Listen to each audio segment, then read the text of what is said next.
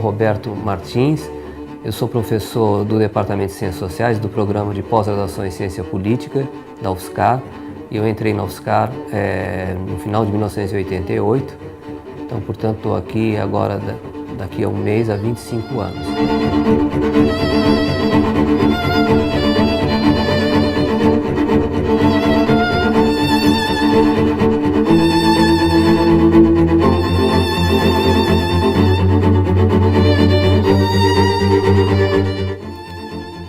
O projeto que eu vou desenvolver na Inglaterra, em Londres, de janeiro a junho de 2014, ele se refere a uma área de relações internacionais, que é a relação entre o Brasil, que era uma ditadura, com a Inglaterra, que era uma democracia.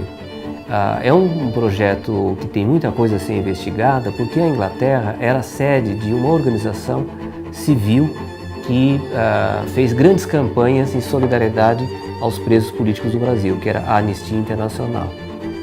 Além disso, na Inglaterra havia órgãos de comunicação, por exemplo, a BBC de Londres, ou o jornal Times, ou alguns outros órgãos da imprensa britânica que tinham influência mundial. Então, o que esses jornais noticiavam tinha influência no mundo inteiro. Esses jornais tiveram uma cobertura bastante crítica, principalmente da questão, duas questões: a questão da tortura e dos presos políticos e a questão da, vamos dizer, o que se chamava na época de extermínio dos povos indígenas.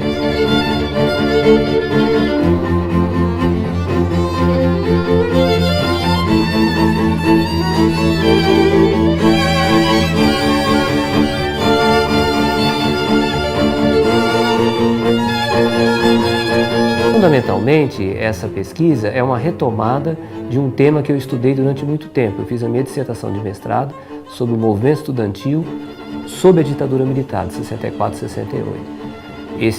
Essa dissertação de mestrado eu defendi no ano de 1986.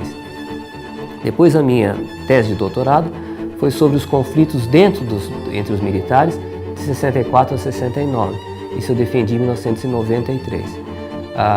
A partir daí eu deixei um pouco de lado o tema da ditadura militar, embora eu voltasse a ele de vez em quando havia alguma oportunidade, um congresso, alguma coisa assim, fiz algumas pesquisas relacionadas a esse período, mas basicamente eu passei a estudar as Forças Armadas no Brasil contemporâneo. Isso eu comecei em 95 e eu comecei a estudar como que o fim da Guerra Fria e o desaparecimento do comunismo e o surgimento dos Estados Unidos como a única potência mundial tinha se refletido no pensamento dos militares.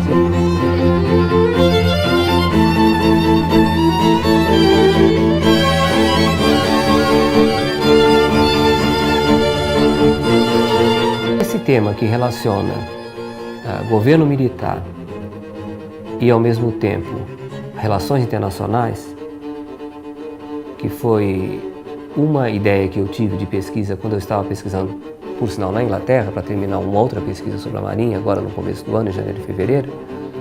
Esse tema, ele suscita ele parte de algumas perguntas. Por exemplo, como que um país democrático concilia os seus valores democráticos com os seus interesses comerciais, econômicos e políticos? Existe uma teoria das relações internacionais, que chama neorrealismo, que diz que as relações internacionais estão condicionadas por um ambiente internacional, que é um ambiente competitivo, onde cada país procura garantir os seus interesses.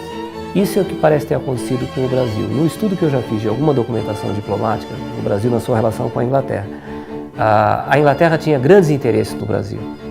Era o 7º parceiro comercial do Brasil e era talvez o principal país na venda de armamentos, navios e aviões e outros equipamentos. Nesse sentido, o que se percebe na diplomacia inglesa é que ela atua em íntima relação com o Departamento de Comércio inglês, com o Ministério do Comércio inglês, e nessa relação o que prepondera não são os valores, mas são os interesses mais concretos. Isso é que se chama uma interpretação neorrealista das relações internacionais. Por outro lado, interessa saber também, embora eu já tenha uma hipótese sobre isso, se as pressões que surgiram dentro da Inglaterra contra o governo brasileiro por parte da sociedade inglesa se elas tiveram alguma influência na política externa da Inglaterra ou do Reino Unido com relação ao Brasil no período ditatorial. Essa é uma pergunta para a qual eu teria que primeiro ter mais evidências para depois ter uma resposta. Uma resposta possível é que não, é que o governo britânico, por ser o Reino Unido, principalmente a Inglaterra, uma democracia, ele precisa dar algum tipo de satisfação para essas organizações como a Anistia Internacional, para essas campanhas, mas de um modo geral, ele procura contornar essas pressões e não deixar que elas atrapalhem as relações que são realmente as que importam, que são as relações comerciais.